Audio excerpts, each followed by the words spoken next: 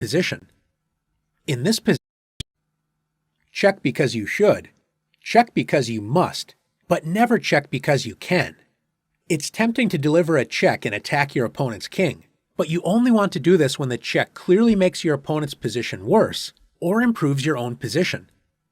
In this position, black's king is safely castled, and white is prepared to castle on the next turn. Does it make sense to check the white king? Absolutely. After rook e8 check, black's rook is now on an active, open file, attacking white's king. In order to not lose material, white's king must move. After king f1, white's king has lost the right to castle, so not only is the king poorly placed, notice that white's rook on h1 will have trouble getting into the game. In this case, the check improved black's position and made the opponent's position worse. Let's take a look at some examples when you shouldn't just check because you can.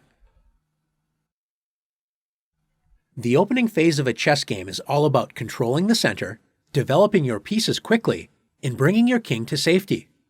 With black to move, is it a good idea to check the white king with queen a5?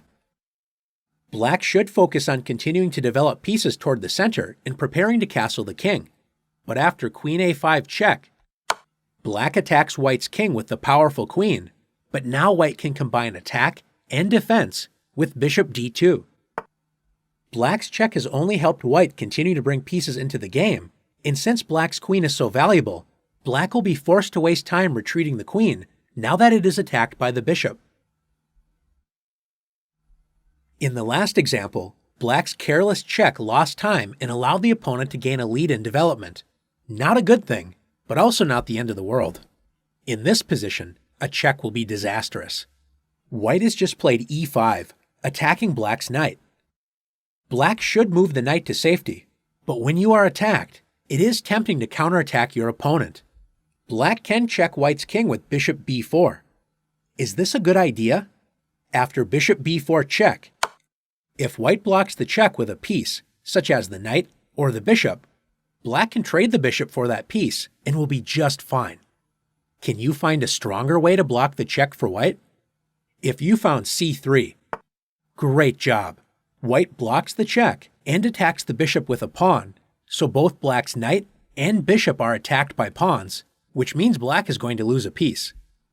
As we can see, playing a check without a clear plan can make a difficult situation much worse. Let's take a look at one more example together.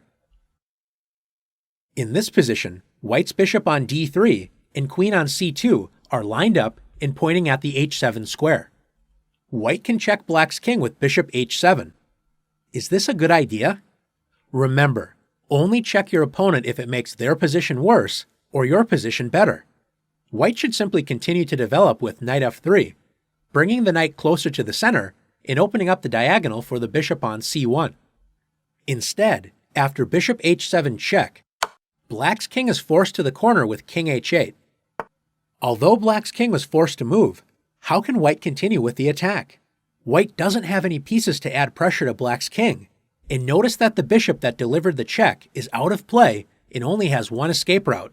If white isn't careful, this bishop might get trapped by a future g6 move, disconnecting the bishop from the queen.